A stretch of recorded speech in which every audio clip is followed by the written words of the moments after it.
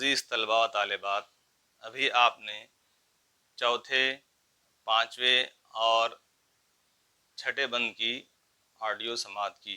آئیے اب ہم اس کی مختصر تشریح سن لیتے ہیں، سمجھ لیتے ہیں۔ چوتھے بند میں شاعر پنڈت برج نارائن چکبست لکھنوی فرماتے ہیں کہ بال گنگا دھر تلک کا روب اور دبدبا گویا نگہبان وطن تھا۔ جمے ہوئے قدم نہ ڈگمگائیں اور فرزندان قوم دشمن کے سامنے چٹان بن کر کھڑے ہوں، یہ ان کا پیغام تھا۔ دشمن اگر ان کا نام سن لیتے تو نیند سے چونک پڑتے تھے، مگر اب ظالم چین سے سوئیں گے اور وطن کے مظلوم ان کی یاد میں روئیں گے۔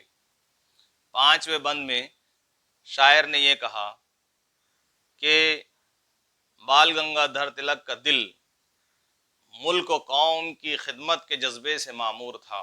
انہوں نے بڑھاپے میں قید و بند کی صعوبتوں کو برداشت کیا مگر ہمت نہیں ہاری۔ چھٹے بند میں شاعر نے کہا ہے کہ ان کی آنکھوں سے نکلے